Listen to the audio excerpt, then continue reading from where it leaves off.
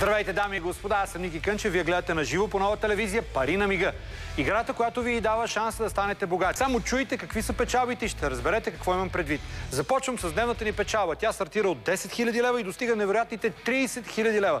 Подобни суми се раздават определено само в Пари на мига.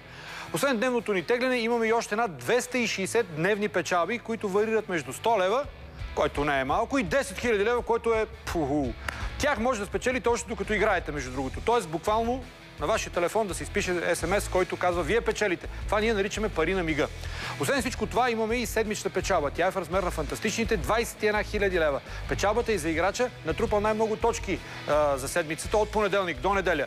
Затова гледайте внимателно днешното предаване. Днес ще обявим седмичния победител за последната седмица. Голямата изненада, разбира се, е нашия месечен джакпот. Там трябва голям късмет. В момента той е над 74 000 лева и е изненада, защото никой не знае докъде ще порасне тази сума. Крайният срок е 30 юни. Участието в Пари на мига, искам да ви кажа, е изпълнено с приятни емоции. Всичко става с един празен СМС на номер 181. После ви остава да отговорите правилно на поне един въпрос. В Пари на мига имат достъп абонати на всички мобилни оператори. Сега за мен е удоволствие да поканя в прекрасното ни студио господин Марин Стоянов от София. Вчера той спечели 10 000 лева, а сега вече е тук при мен, за да натисне бутона късмета и да видим номера на победителя. Днес повтаряме с двойна печалба в Пари на мига. Приятно е. Май Марина, честито първо. Давай сега, 3, 2, 1, ти си. 0898 31 35 и виж колко са парите. Кажи ги ти.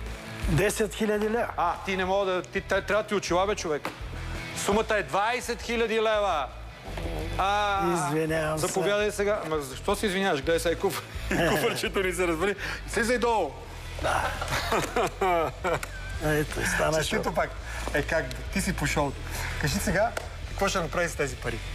Тези пари ще ги похарча за семейството. Ще отидем на почивка, на екскурзия. Голямо семейство имаш, бе? 10 000 лева. Имам внуци, имам Колко деца. внука имаш? 2. Добре. Какво ще пожелаеш на участниците в Пари на мига?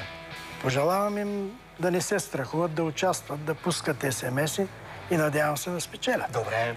А сега, между другото, ще обявя името на седмичният ни шампион. Това е най-оперутият, който не се е страхувал, господин Иван Озунов от Петрич. Той е човека натрупал най-много точки през миналата седмица. Утре чакаме Иван в студиото на Пари на мига, за да дойде лично и да получи печалбата си от цели 21 000 лева.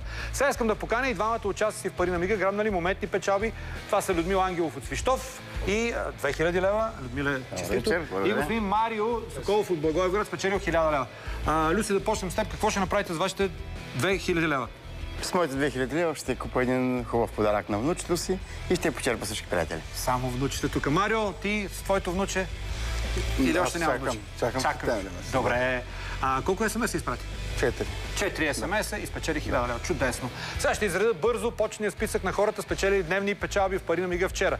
Георги Георгиев от село Гранит, Никола Станчев от София, Румен Иванов от Разград, Десислава Крумова от Кюстендил, Стоян Гъчмов от София, Пенко Стоянов от Стара Загора, Николай Джоров от Бургас, Лидия Борисова от Видин, Младенка Захариева от София, Кръстю Кожухаров от София, Лиляна Камбова от село Сатовча, Невена Куцева от Асеновград, Карамфила Милчева от Крумовград, и цяла България награждаваме. Лидия Михайлова от Русе, както и Бисер Киков от Родозем.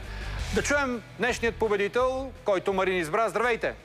Ало? Да, представете ни се, моля. Георги Тошев се казвам. Георги Тошев, откъде сте, господин Тошев? От София. От София. Вие печелите 20 000 лева! Леле! Чао на вас! А да сега да помахаме на Румен Луканов, искаме да има сделка, нали, Марине? Да има шоу и сделка.